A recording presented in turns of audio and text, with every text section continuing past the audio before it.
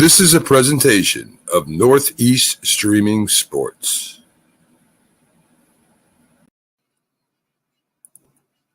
You're listening to TGI Sports Talk with your host, Keith Angle, on Northeast Streaming Sports.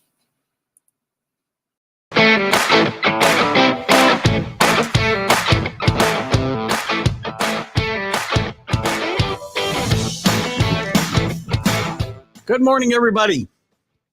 Keith Angle with TGI Sports Talk. Are you serious? We're waiting on my co-host, Carlos, the Mad New Yorker Chavez. He'll join us shortly. Guys, today we're going to dive into some NCAA talk. Tournaments are starting this weekend. I'm focusing pretty much on the conference tournaments today. Whether we should, some basic questions that I want to get into with Carlos, whether we should have them, whether we shouldn't, is it penalizing regular season winners and that type of thing. And then we'll, time permitting, we're going to jump into some of the bigger conferences and maybe debate a little bit who we think will come out of there and who might be the big losers if they have a bad weekend. So let's, and at the top here, let me also, again, welcome all of you on Facebook, welcome all of you on Twitter and YouTube. And those of you will see us on Roku later at noontime here on Friday. Also, make sure we continue to get the word out about Roku. The downloads are going very, very well, guys. And the powers that be are very happy. So, and I'm very happy with our growth as well. We're moving towards 2,000 followers. May not seem like a lot, guys, but it's been a steady climb. And you guys have done well. And I ask you to continue to share the show on your pages, maybe.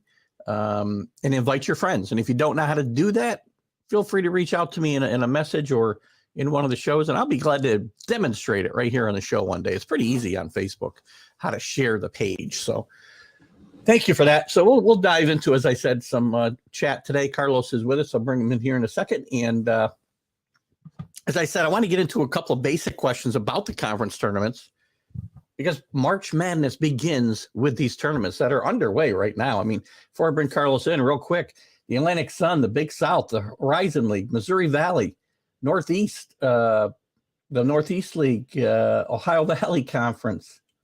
I don't think I said that already. The Sun Belt, as well as a league I cannot read my writing. Anyway, a lot of these tournaments are well underway, and their finals will be this weekend. And then we're going to get into the big boys starting. There's more tournaments starting this weekend, and then the big boys really get in next week. But we're going to talk about, the worthiness of these tournaments in our minds, and maybe debate that a little bit, as well as some other topics about the strongest leagues. And we'll jump around and talk about the individual conferences, at least the big boys, as best we can. Before I bring Carlos in, who we got here? Dave Guyette, good morning. So with no further ado, let me bring in my co-host and introduce the Mad New Yorker, Mr. Carlos Chavez. How are you, Carlos? Good morning, everybody. How you doing? I need some volume here. We're doing well, Carlos. I see you were out and about yesterday with your young one. Happy birthday to him. I appreciate it. Yeah, he's 10 years old. It's been a crazy 10 years for the little guy. He was born premature. Anybody out there who supports the March of Dimes, I do recommend it. If you have a little extra money, put that to the side. They helped us out a lot when he was born.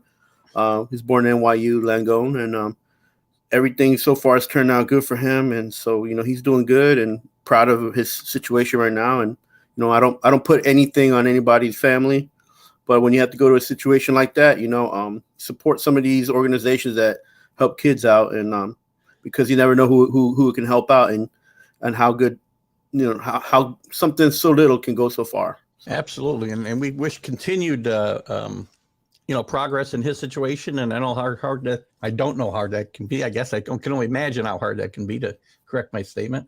And anything you want to share, I'll put on the page, as far as a March of Dimes link or something, get me the direct link, and I'll maybe be happy to share it to the TGI Sports Talk page and my page. Sure, and it's not just a March of Dimes. If you guys have a little extra dime and you want to spread the wealth, there's a children's, Wish Foundation, things like that. Ronald McDonald House, anything to help out families that are coming to situations that they don't really sometimes you don't expect things like that to happen, and you got a hardship here and there, and every little bit helps. And sometimes these organizations, they come through in a big way, and we don't really think about that until a situation comes up. So absolutely, we got to continue to support these, and I will do that myself as well, and encourage all of our followers to do that. So with no further ado, let's jump in today's topic. Actually, before I jump in, Dave, I know you got a couple questions about the lockout and Gronk maybe going to Buffalo, which I'm sure you're very excited about. But today's NCAA basketball. Bring those topics Sunday, though. We'll certainly jump into those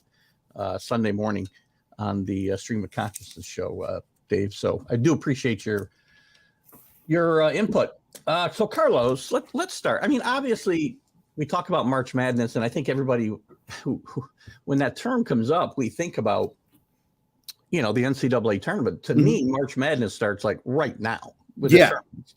Of course. So NCAA does a good job in promoting the bigger schools because they're the ones that got the more influence. But right now is people. A lot of these kids are in the heat of the moment, right?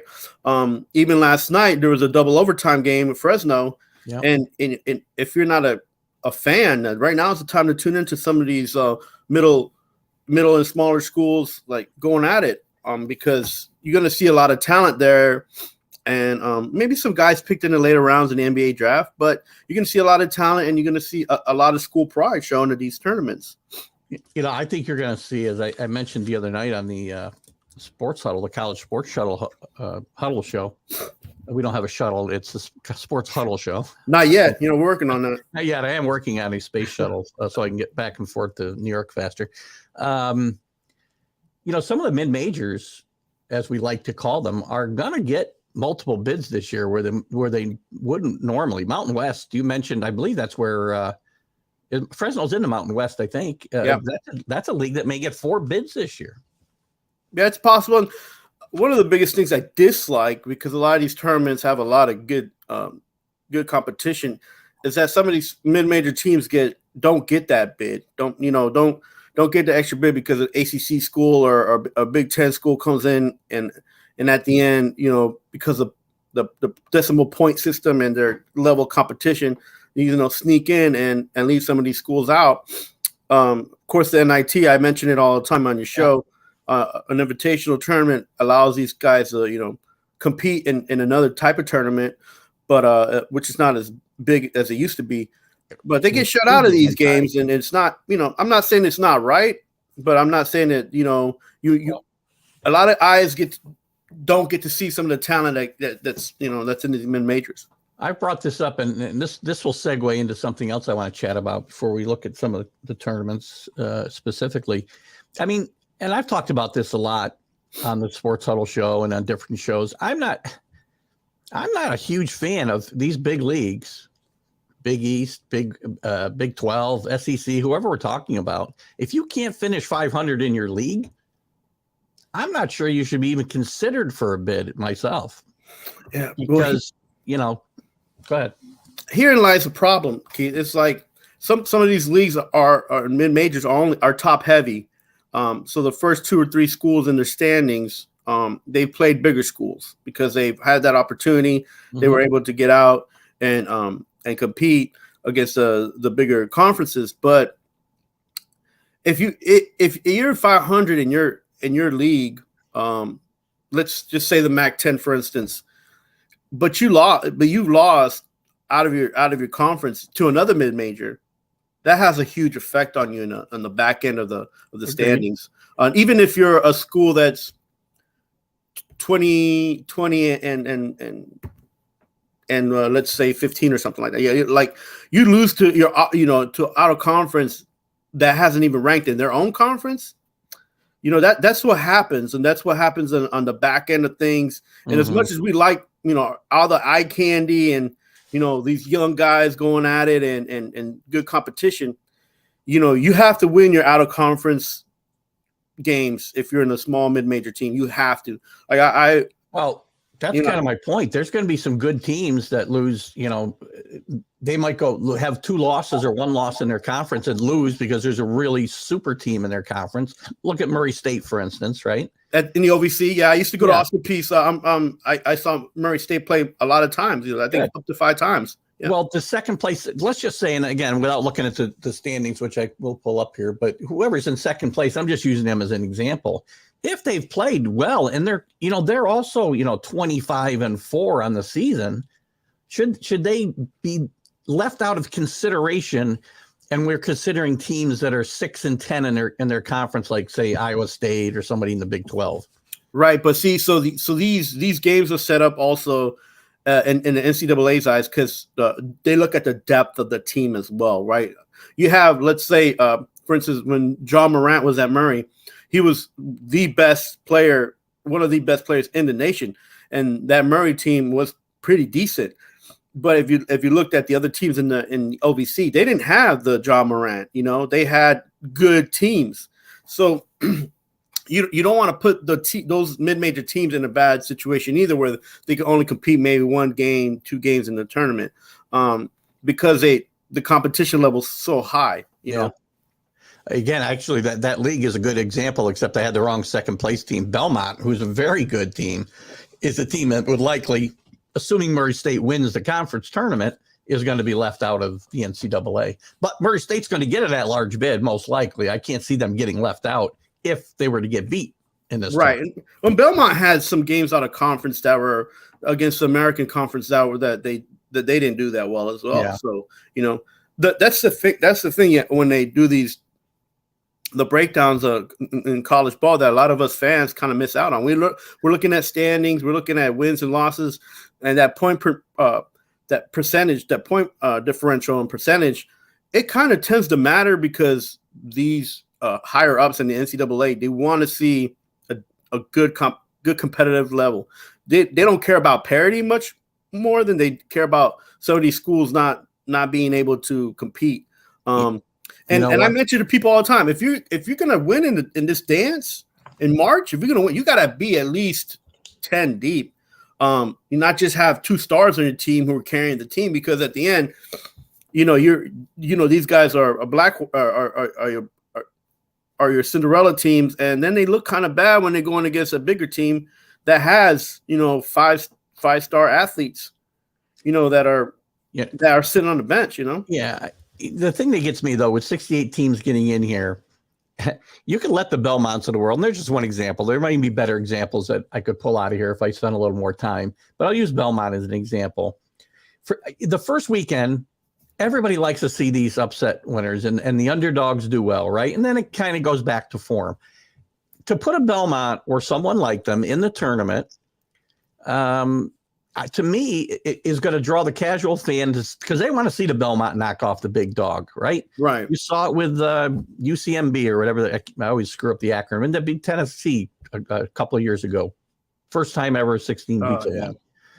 And that's what people want to see early in the tournament. Later on, they want to see it get back to form. But I don't see the harm in putting in a Belmont over, saying, again, I'll use Iowa State. Sorry, Big 12 fans and Iowa State fans. You're not winning a national championship. So what's the difference whether I give somebody a shot at a couple of good games in the tournament like Belmont, or give Iowa State a pass and they're going to go out in the first 2 rounds as well? The thing, the biggest thing, like I went to an and OVC. That helps TV, by the way. Oh no, yeah, of course. I went to an OVC tournament. I saw Austin Peay play Louisville back in 2002, and I went to the tournament in Birmingham, and listen, the school paid money for the kids to go. We had a huge crowd, and Austin Peay, they played Louisville really, really tight for the first half. But when they came out of the second half, Rick Pitino had those guys flying all over the place, and Austin Peay didn't really look like they had an opportunity to even catch up or catch a breath after they were scoring maybe 2 points. But every 30 seconds, Those 20 minutes in that first half are 20 minutes that those kids will never forget, where they gave Kentucky everything they can handle. That's kind of my point in this whole. Yeah, but then the second half is just you see the team how much more depth they have compared to the other teams, and that's what it is. Like The NCAA wants to see I'm not saying they can competition compete. and at the highest point. And these smaller schools, unfortunately, they get so many stars on their squad and on their roster, and then the competition level kind of just falls off because there's no depth. Not that they're bad, and not that they're not that good in their in their own conference, but now you're in the dance and you're dealing with bigger schools, and bigger pockets, right? One thing, though, to keep in mind, again, the mid-majors have had much more success the last 10 years because they tend to be seasoned veteran teams where the majors have got a bunch of freshmen playing, right? Yeah, but we'll see what happens also is that they get some of these bigger schools to play. And when you see these mid-majors play these bigger schools, they're like, oh, well, they're not going to play that well. And then you see that, hey, they got talent on their team and they got depth, right? And they play better team ball than, let's say, the bigger schools, and because they need to, right? And that's what you get. That's why when you see someone like Dwayne Wade, who came out of Marquette, and not to say that Marquette was a mid-major team, but that team that he was on it was pretty deep. I mean, he was the best player on that team, but he was surrounded by a lot of good players. They weren't great players. He was the greatest player on the team, but because your other teams were like, whoa, this team is going to be hard to play. And they were focusing on Dwayne Wade, but it wasn't just Dwayne Wade, Yeah. Well, I can tell you one thing. Tom Crean made a ton of money off of it, getting that one team to the Final Four, because he's made a lot of money and a lot of jobs. He's going to get fired probably at Georgia here this year, but he continues to get jobs because of that one run. Yeah, even Shaka Smart as a coach, bringing some of these mid-major teams to a high level of competition. Yeah. Playing that team ball that's necessary in the dance, which a lot of coaches kind of, and the big coaches in the bigger conferences kind of miss sometimes because they're so focused on their star players. Shaka Smart has been able to, find his way in the landscape of basketball because he gets these guys to commit 100% and play. Yeah. Well, kind of in the same vein about, who should be in and who shouldn't. The conference tournaments themselves, I mean, do we like them? I'm excited. They're exciting times, but the problem is that makes a regular season, other than seeding and whatnot, it's not that big a deal. It diminishes the value of the regular season and having a great regular season, say like Murray State, and you lose out and you don't. Only the conference tournament winner goes, right, in a lot of these cases. To me, I'd like to see and again, this has been going on, and we know it's all about the conference tournaments are all about money. They don't need to do that. You play out the regular season. That team should. We all know that team should be in. And when the ACC was the first team to go to this tournament back in the late 60s, I would say, other leagues saw that they were drawing big crowds and they could fill arenas for a weekend. And obviously they were going to go that direction. And TV loves it as well. Right. But is it fair to the teams? And I don't know, do we even care? I think the regular season winner should be rewarded with a berth. And if there's an upset in the tournament, well, maybe that team goes in too. Cuts down your at-large pool. But most of the time, the team that gets knocked out, again, I'll use Belmont and Murray State as my example. If Belmont won the tournament, Murray State and Belmont would both go. Somebody from a major conference wouldn't be in. Is that team really going to have a shot? Now, the argument against what I just said, in this scenario, last year, UCLA would have been out. They would not have gotten into the tournament because one of these conference winners that didn't win the regular season would be in. I kind of like, and again, maybe that's not the best solution, Carlos, but what are your thoughts on that topic in general? Okay, so let's stay in the OVC and talk about Murray State for just a minute. Not because that's where I went to school, but that's what's happening right now. Yeah. And Murray State's ranked in the top 25 as a top 25 team. Tonight they're gonna play SEMO, Southeastern Missouri. Yeah. Right. Let's say Murray State gets knocked out by SEMO. It's highly unlikely because of the team that Murray State has right now. But anything's possible in these tournaments, right? Anything, correct. Right. So SEMO wins. What happens? They get the berth from the OVC. Does Murray State get a bid? Murray State will get an at-large. Right, because they're a top 25 team, right? Yeah. But what if Murray State was not a top 25 team? Well, that goes to my point. There you I go. think they should be rewarded as winning the regular season. So both should get a bid in my mind, or the conference tournament doesn't give you an automatic qualifier. It just enhances that team. But here's a problem with the OVC is that they usually only get that one to two bids depending on how good a team is doing nationally ranked. Correct? I'm sorry. Say that one more time. I got sidetracked there. Yeah. So at that point, if they're nationally ranked, the OVC would get that extra bid. Yeah. For that team. Yeah. So it kind of works out right now. Is it fair? Would, unless Murray State was, ranked in the 40s, they'd be Right. out after an 18-0 regular season in their conference and a really good, they're 28-2 overall. They'd be out if they weren't so highly ranked, right? Right. So here's the thing, and if they fell out of the top 25, they would definitely get an NIT bid for sure. Oh, definitely. But you know what? The NIT's a nice tournament still, but it's not. But for the school and the boosters, that's something for them to work off of and to get more and to try to recruit more players. The problem is getting those players in the top notch. I guarantee you there's not a team in the country that if you said you can go to the NCAA tournament and get blown out in the first round, or you can go to the NIT and have a chance to win, wouldn't want to go to the NCAA tournament. Because that's the dance. That's where you want to go. But again, schools, coaches, they love the NIT because it gives them an opportunity to play out the season in a high competitive level. It might not be that big to a viewer, but to the team and the school, and they can continue to practice and play, and players continue to develop. And you're right, recruiting is important. And for draft picks, those guys who, let's say the ACC puts two teams there, for draft picks, it's a good thing because they get out there and they could showcase themselves in a decent competition. I wish it was a little bit tougher. I wish the regionals weren't so spread out and the games were a little bit more in a bubble situation. That way kids don't. That way schools and kids and everybody, it was I would say more consistently run, like the NCAA is the dance, but it is what it is. So NIT, no, it is what it is. So. Yeah, NIT out of the equation. I mean, I just think regular season winners need to be rewarded more than they are today. Yeah, the problem is doesn't matter. The college basketball landscape is so huge, and there's so many schools that you can't reward everybody. Sometimes I'd feel like, hey, what if San Diego State would have played this team, they would have been okay. Why can't they be in the dance? Because they weren't in the top 25. They were ranked 32. Things like that happen sometimes.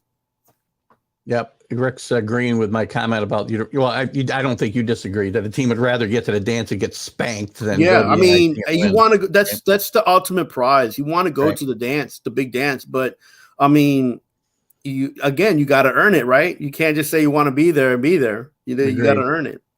Couple quick good morning to Rick, by the way. I didn't get a chance to say that. Good morning, my dad, Bob Engel, always and my stepmom, always here. Good to see you guys. And Stephen Gold, good morning. Check out his ABA site, by the way, guys. A very interesting stuff. If you're an ABA aficionado, Stephen Gold's got a great site. And Stephen, I always forget the name, so you can feel free to post it here and I'll put it up, even though it's off topic.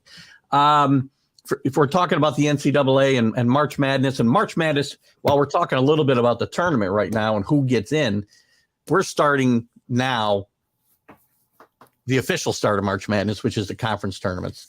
Keith, do you want to see Belmont playing a dance? If they're worthy, sure, this year.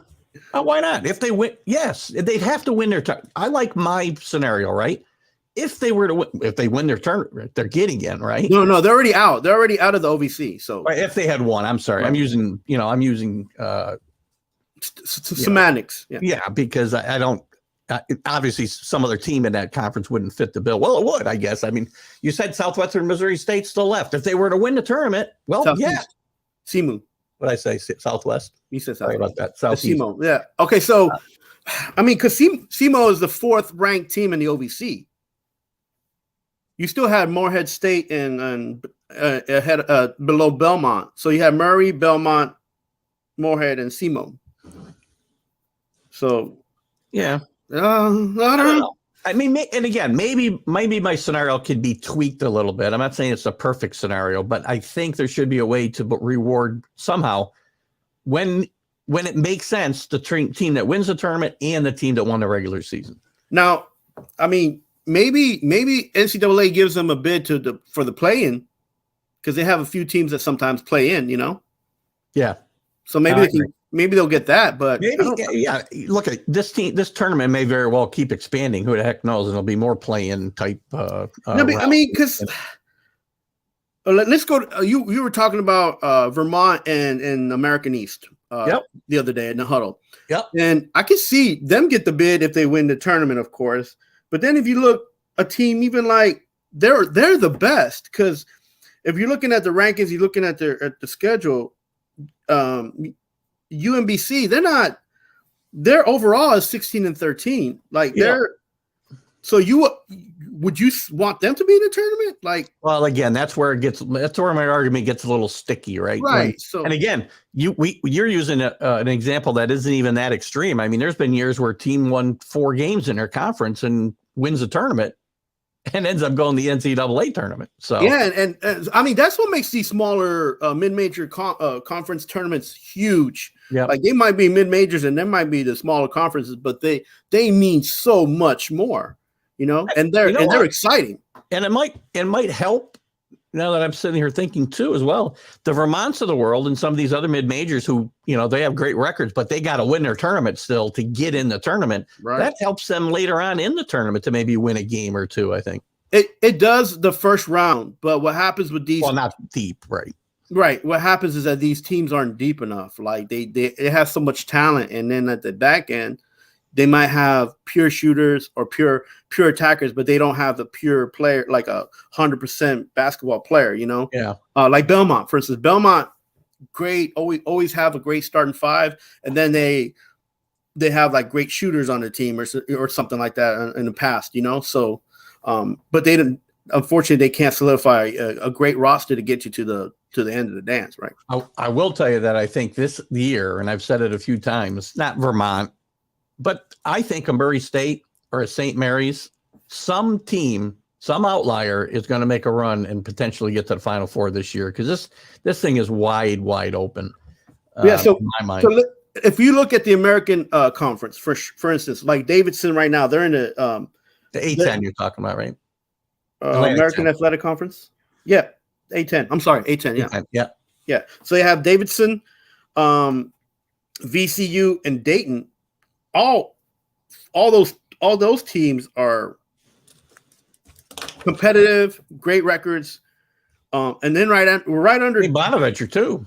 Yeah, Bonaventure though. Bonaventure they've had. I gotta throw that in for Mike Vaccaro. He's a Bonaventure. Look, Bonaventure did good in their own conference, but outside of the conference is where they struggled a little bit this year, right? And but they've had good games. They've had good games on the outside schedule, but those 3 teams. A team with a history. We talked about a little the other night. Some of these teams with that we don't think about today, but they've got a rich history in the conference. They went to in the tournament. They went to the Final Four with Bob Lanier in the early 70s. Yeah, right. So this conference, the Final Four, right? You'll see maybe Dayton 3. What do you think? 3? I think 3. Bonaventure's probably got to win the tournament to get in. So I think if they get it, if Bonaventure gets in, it's possible they'll get 4. If they were to win the tournament, but we'll have to see. And this is big props to my brother-in-law who went to Dayton. I've been following them since I've known him. So the Flyers right now are in the tournament, or have the opportunity to upset Davidson. That's tomorrow's game, 12:30. You guys can catch that game. It's going to be great. I can't recap everything for you, Alan, but good morning. Yeah, right. You'll catch up fast. That's going to be a big game for Davidson and Dayton, right? So if Davidson loses, they get the bid. They get the second bid, right? I would say yes. Yeah. If Dayton loses, do they get the third bid? They get in. Davidson, I think, is in whether they win or lose. Yes. And then Dayton. Win or lose, are they in? I think they can't go out in the first round. They would be in trouble, I think, if they went out in the first round. So that I Like, think VCU and Davidson are in so now. you put VCU over Dayton, Right now, yes. and VCU is not coming out of that tournament. No, I think they're in regardless. With their standing. Yep. Yeah, they're away. The VCU is away is 9-1. Away from home. Don't forget the NCAA looks at hot teams. VCU has won their last 8. Yeah, that's what I'm saying. Man, that's tough, man. That's one of the criteria they look at. Teams on the rise, right? So yes. Oh man, this conference is they're gonna have maybe a Cinderella team. Yeah, I think Rick is making a comment here similar to what you were talking about with depth, right? It's like in football, Cincinnati really can't compete because they don't have the horses when the best players who are very good and can match up get tired and can't, or get hurt or whatever. In basketball, it's a little bit different because of the small and mid-major teams. They're playing it out to get into the dance, where the bigger teams kind of just qualify. They'll play in a tournament, but if they lose, they can kind of slide in, and they know that the bigger teams, Yeah, and as I said, the mid-major teams tend to be more seasoned veteran teams, and that's why you see them now compete. At least get to Elite Eights. I mean, Loyola Chicago was in the Final Four only a couple of years ago. St. Mary's, all those teams. I think St. Mary's is going to make some noise this year. We'll see. Oh yeah. Okay, so let's move on to the Northeast. Well, let's go to Mountain West since we missed that one. We talked about Fresno State. If you don't mind, since Carlos wants, or not Carlos, you're Carlos. Since Alan wants to jump to the Big 12, let's go to the Big 12 because he loves the bigger Big teams 12. now. Want to talk about the big teams that get in? Well, real quick, I want to go to the Big 12 and we'll jump around here a little bit. So, all right, sounds good. The Big 12, because Carlos is a big fan. He's a Sooner fan, and he likes. What do you mean, Alan? Alan is a big fan. This team is not this conference isn't as strong as I kind of thought it was earlier, and this is one where I have an argument that Iowa State right now. I think Lenardi's got them in the tournament. I just look at 7-10 in your conference. I know they got some good quad one wins, but it just irks me when I got to see them get in and a better team get left out from a smaller conference. So, or even maybe a better team, even a team like, I'm trying to think of a good example. Florida, who's going to be above 500, I think, in the SEC. I'll have to look at that conference records, but they may get left out, and Iowa State goes where they're going to have an over 500 record in as good a conference as the Big 12. But this conference, I think, is top heavy and not as deep as I thought. I mean, obviously Baylor can win. Kansas has been very up and down. They got beat by TCU the other night, and they barely beat them last night, but I think they won by 4.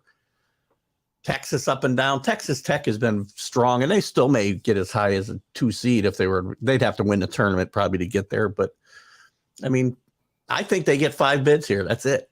You think they get 5? I think they get 5. I think TCU gets in now with their beat they had a good weekend last weekend. They beat Kansas. They barely lost to Kansas. Again, I would say again, if this is a team that goes out in the first round, well, then maybe that opinion changes. But right now, I think there would be 5 teams in. See, but other people will tell you there's 6 because Iowa State should be in. I won't say that. No. But the overall, the problem with Iowa is that their away games they did pretty well, and they have a good squad, but they just haven't been consistent. Yeah. I see. If I was the NCAA, I'd have Texas and Iowa State like duke it out for the final for the dance as a qualifier, right? Yeah. And to your point or question, Alan, I mean, if TCU gets in, I don't think they make a run. Texas, they could get hot and make a run. They got a tournament tested coach in Beard, and he was in the Final Four not too long ago. And again, they've got a strong enough talent base, I think, to make a run. A lot of teams could make a run, and they're one of them. Texas has a lot of quickness and speed, which is going to help them, and as long as they manage that correctly in the tournament, All right, where are you going next? And we can stay on some of these smaller schools that are playing this weekend, even if you want, because we still got next week to talk about the bigger conferences as well. Yeah, let's go. I wanted to talk about the like Jackson State, the Athletic Sun. Yep. They that's not The Atlantic Sun you're talking about, right? yeah, I mean they got I like Liberty, I like Jackson State. They're on to the Final Four there, I believe, right? Yeah. They got a lot of teams that are on a bubble, man. Well, look at this is a one bid league. There's nobody on the bubble in my mind. Again, because of the proliferation of teams that will come from the major conferences. Yeah, that's true. You know, this is a one bid league in my mind. There's no way anybody's on the bubble. You win the tournament or you go home. I mean, again, a couple of these teams have had decent seasons, but not like extraordinary seasons. They all got 9-10 losses in their overall record. So, I mean, Liberty plays Bellemere tomorrow at 6. I mean, I like Liberty to come out of this conference. I really do. Yeah, I do too. I mean, I don't know. It's not a guaranteed win for them in the final. Absolutely not. I think any of these last 4 teams could probably win this tournament. Man, where you want to jump to next? See, you pick a conference there. All right, I'll pick a conference. You want to stay in a smaller? Let's go to the.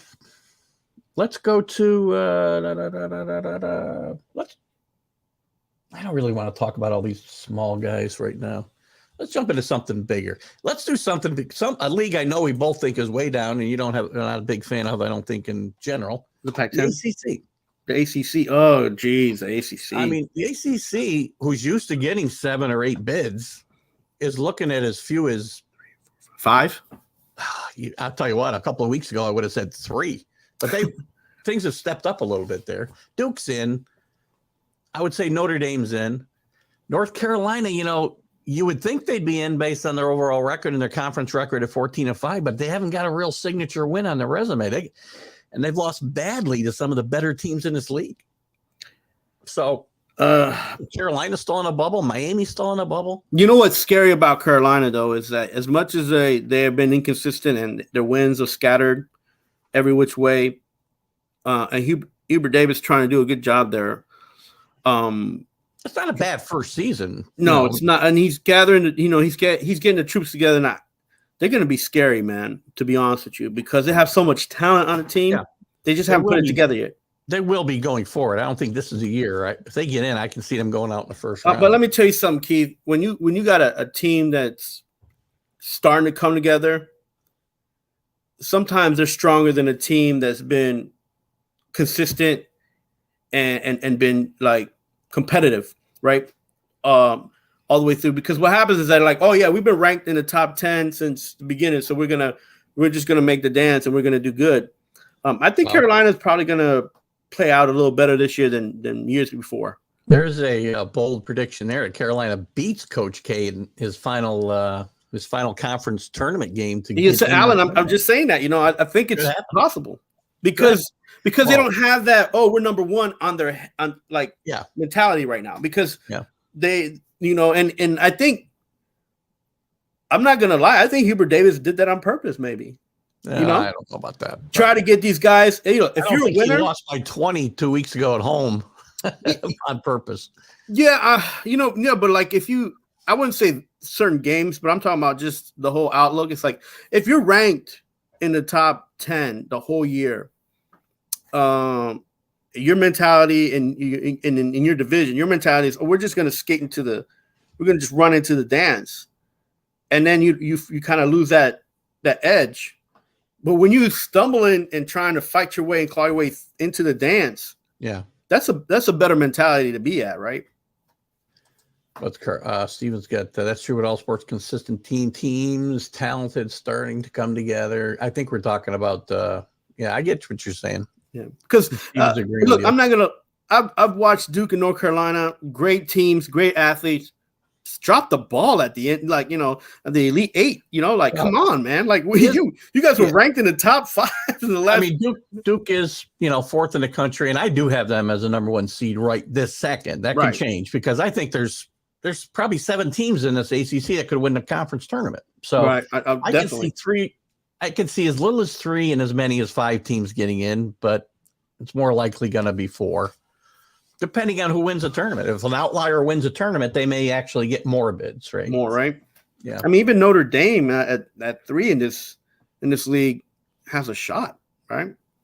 Let's jump to the Pac-12 since Alan's asking about the Pac-12. That's an interesting dynamic as well. UCLA was playing some great basketball early in the year, and they had some they had probably the longest COVID pause of anybody this year, and they've had some injuries like everybody has, especially some. Baylor is hung in there with some of their best players out a lot of the year.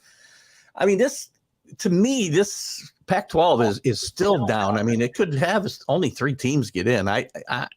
Colorado might be on the bubble. Oregon might be on the bubble. That's a huge. Those 2 teams are huge right now, and being on the bubble and media right now, and like all sports media, like are they gonna be able to do something in their tournament to get that bid? I think they got to get to the final at least to get an at-large. In my mind. Well, how many bids do you think they're gonna get? 4 or 5? Right now, I'm going to say if the tournament plays out to form, I'm thinking they might only get 3 bids: Arizona, USC, and UCLA. And I'm going to tell you something. I think they should only get 3 bids. Well, that's fair. They'll give. You know what? They'll probably give them 4, but that's fair pushing point. it, man. Again, I can see as few as 3, and I do see. And I brought this up the other night. I know Alan had caught the show late and made a comment that he didn't necessarily agree. I think UCLA still might right the ship. They've played much better recently, the last couple of weeks, the last week. They still are only. I mean, even with all their problems, they're 14-5 in the country or in the conference, 22-6 overall. They're starting to get healthy. They got some guys on there with some experience from last year, where they went from the first 4 to the final 4, which has only happened 2 times.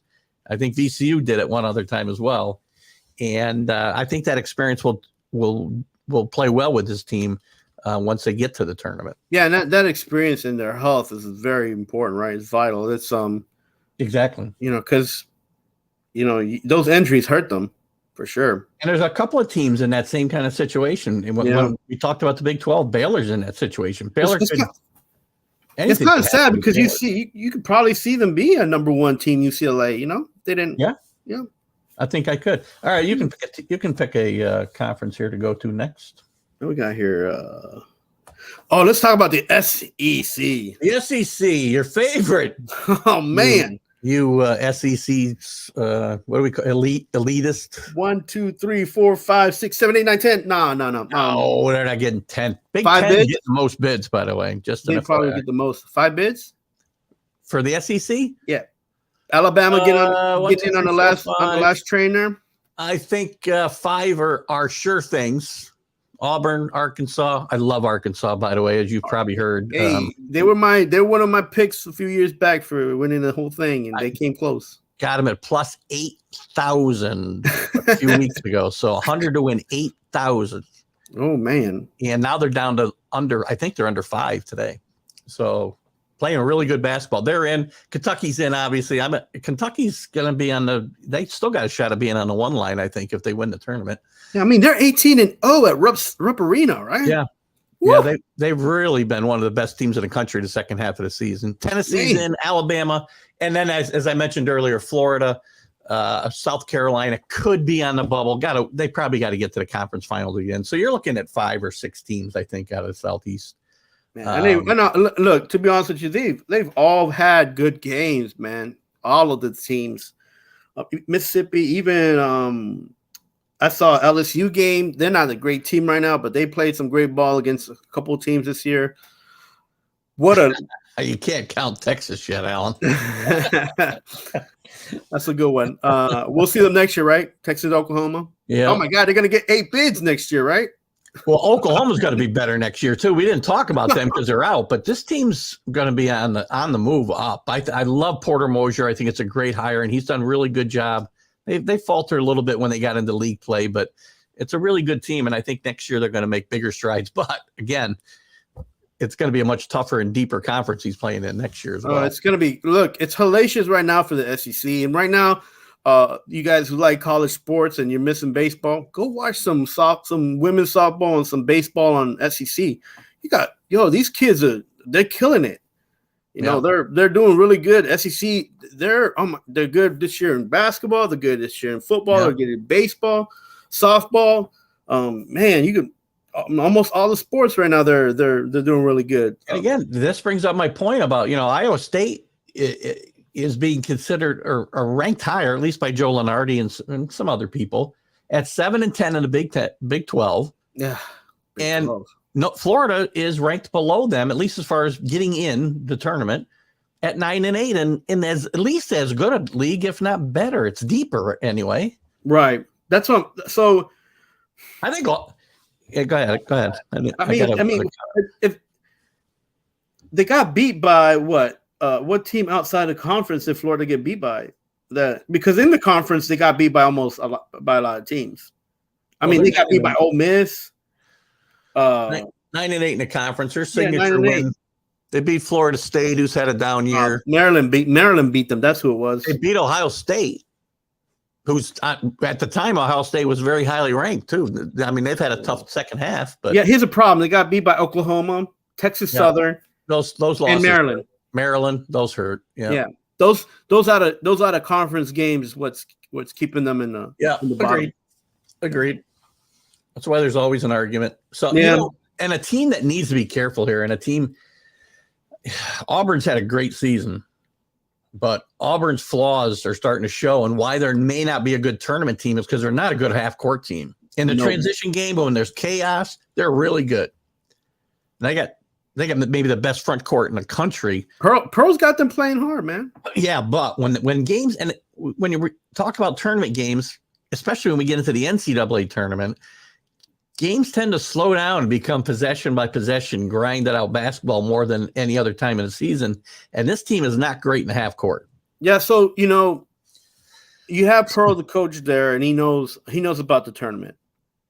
And there's no chance that he's going to have this team try to be in the tournament and play the tournament style that other teams will know to slow down the game. No way. No. He's going to try to keep that gas, pedal to the metal, and because he knows his flaws, right, and his weaknesses. So I think those are going to be great games to watch. Yeah, I think Auburn's success once they get into the NCAA is going to depend greatly on matchups. If they get with a team that can control the tempo, as you're talking about, and can take it away from Auburn, they could be in trouble. Right, and look, and here's another thing that we tend to forget: these kids, they're just kids, they're young bucks. They will run out of energy eventually. Right, and then this is going to be a test to see how good the stamina really is, because they've been running game all up and down the SEC, but now they're going to go into a tournament, and just that being in the tournament, that excitement level, that's over. You get a little bit overwhelmed, and that'll take your energy level out a bit. So agreed. Let's jump to what I think is the strongest conference, and then I want to get to the Big East. The Big Ten. Let's talk about the Big Ten right now. Talk about the Big Ten. Big Ten, I think, is going to have 1, 2, 3, 4, 5, 6, 7, 8 teams in this tournament. You think 8 teams? I've got, I might have to revise that because Michigan lost last night. But are you putting Rutgers in that mix? I got Rutgers in, yes. 11-8 in the conference, 17-12. They got some decent wins, especially within the conference. Again, can't go out in the first round of your tournament, but if they have a decent tournament, I think they're in. We've seen Michigan. Look, this is the first time we've seen Michigan and Michigan State in the bubble. Yeah, Michigan State's going to be an interesting case, as bad as they've played the second half of the season. And they're only 10-9 in the conference now. And this was a team that was in the top 5 for the first couple months of the season. Is Izzo in trouble? No. Tom Izzo will be there as long as he wants to be. He's in trouble only if he's got himself in trouble. He'll never get fired. No. But that recruiter's in trouble if they keep doing this. Yeah. Yeah. I mean, this league goes really deep because Indiana's really good. They're under 500, so they don't meet my criteria for getting in the tournament unless they can't.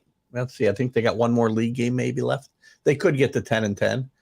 I think Mike Woodson has done a great job there. He was there was a lot of angst amongst Indiana alumni and fans when they hired Mike Woodson. Yeah, because he's coming from the Knicks, and the Knicks really didn't really do much with him. He was a good NBA coach at different times, but he's got no college experience other than being a great player at Indiana. And Indiana, right. But he's done a very good job, I think, in his first year here. Which to me was ironic because most of the time they're open arms with former players from Indiana. Yeah. Right? because they're, these are the traditionists, right? Yeah. This guy's coming back, but they were pretty antsy about getting him in there. Another team to watch, both in the tournament, the conference tournament and NCAA. Well, maybe not the NCAA tournament because they always seem to fade because of defense. Iowa is playing really good basketball right now. Yeah. They went from on the bubble to a lock right now. And Fran McCaffrey, they got a soft spot in my heart because he coached up here at Siena for quite a few years and got them into the tournament a few times. Yeah, he did. Yeah, and won games. He's a really good coach. They had trouble with their defense every year. But they've been on fire recently and moved up to fourth place in the conference and ranked for the first time all year. Are we going to see a resurgence of Purdue? Well, Purdue's an interesting case too because they're obviously in the tournament. Right. Are we going to see a resurgence? They got to play better defense, which is really odd because Purdue's been known for their defense for decades. Yeah, that's what they don't play right now. And now they can't play any defense, and they got the two big guys in the middle, and it's going to go to waste if they don't start stopping the other teams. Will the tournament style play slow them down? Well, it might help. Yeah, and again, it might hurt them. But again, this is a team where if they we talked about teams controlling tempo. They would want to slow games down before. That's what they wanted. They had a very plodding offense. Now it's kind of changed. So I still think, yes, they can do some damage yet. I think it's a very good team. They got too many good offensive players not to be able to be competitive. But it's also a team that could get shocked in the first or second round. Yeah, I don't think they're deep enough. Yeah. Fighting Illini, I saw a few games with them. Their bench is pretty decent. Yeah. This is a good tournament too, though, because there's probably 5 or 6 teams at least that can win this conference tournament. Look, Illinois. I think I put Illinois as a dark horse in this tournament. Illinois is an excellent dark horse in this tournament. I like their bench down this year. I love their coach. Bruce Underwood's a really good coach, and they were highly regarded early in the year and got off to a bad start, and they've started to get hotter as the season's gone on too. They're definitely in the tournament. Yeah, they're only ranked 20. They're second in the conference, in the best conference in the country. I know. But saying that, is Wisconsin going to have enough energy and depth to keep that the one seed and stay in the dance long enough? Well, they're not going to be a 1 seed in the tournament. Oh, you're talking about the Big Ten tournament? Yeah. I don't think Wisconsin's win that tournament. I think the winner will be Purdue or Illinois, possibly. Really? And gosh, nobody else is playing that great, to be honest with you. Maybe that's it. I'm going to say Purdue or Illinois wins this tournament. Well, I mean, Wisconsin beat Purdue. Yep, recently, right? On Tuesday. Yeah. They got to play Nebraska, which is. Let's jump. Let's get to the Big East where we're running out of time here, obviously. Right. Where we both we live here in Big East country. Obviously, I think, look at it. It's not the Big East that got started in 1979. Dave Gavitt for Providence. No, we don't bring that up. We talk about today. It'll never be that again. But this league, my point is, though, it's kind of had a resurgence the last year or two. And it's gotten to be a lot deeper. Providence, ironically, for the first time in 43 years, has won the regular season conference. People have said that they're maybe the luckiest team in the league. But look at, just because you're winning all close games, although they lost a tough one, close game to Villanova the other night. Villanova, 2 points, man. Yeah. 2 points. Doesn't mean you're a lucky team. It means you play well in close games. I mean, it doesn't necessarily mean you're lucky. But this league is going to get 1, 2. Right now, I think some teams better, like Marquette, we talked about earlier. I would have said they were a lock until the last week because I think Creighton's playing better than Marquette, aren't they? Who's that? Creighton. Oh yeah, Creighton's got been going in the right direction, and Marquette is kind of back to where they were early in the year. And I do think they'll get in, but I think again, do not stumble early in this tournament. How many bids in this conference? I'm going to go to 1, 2, 3. I'm going to say they get 6 bids. I think Seton Hall. Really, 6? Yep, I think Seton Hall gets in. Man, you know what? If I'm in the NCAA, I gave those last few conferences that we were giving 6, 4, and the other 2 bids to the better teams in some of the mid majors. But again, that's what we talked about, right? Yeah. Exactly my point from earlier. And some of these teams, if we went to my scenario where the regular season winner is the automatic bid, and then the conference winner gets in as well, if it's a different team, then some of these teams like Seton Hall wouldn't be on the bubble anymore. They'd be knocked off pretty quickly. That's it, right? And that's We were just talking about the Big Ten and then they're like Michigan State. They're not going to get in. Yeah. Well, they're on a bubble, right? And if they get that extra bid, they're going to be in, right?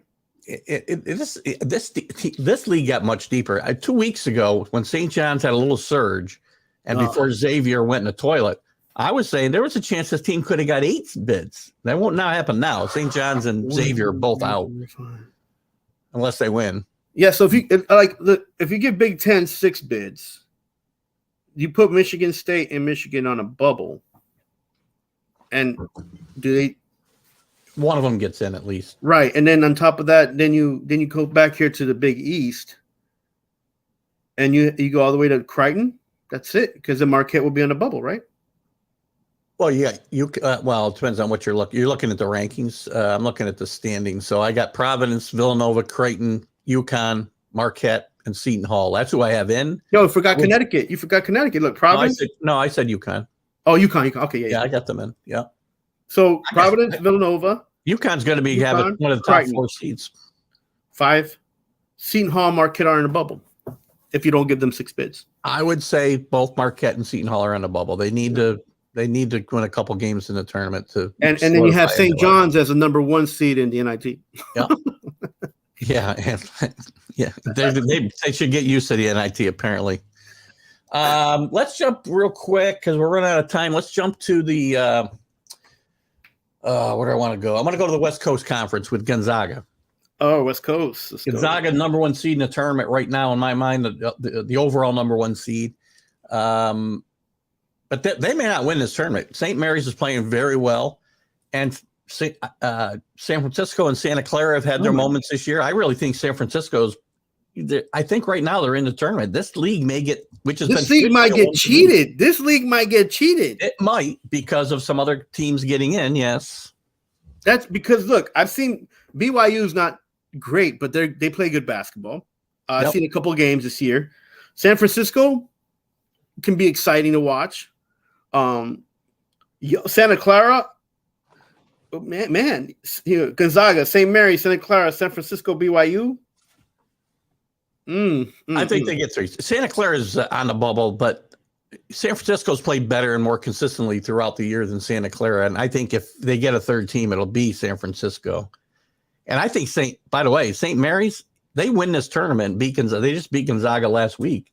If they were to win again and win this tournament, I think they're going to be a top 16, one of the top 4 seeds in one of the divisions. Can San Francisco sneak in?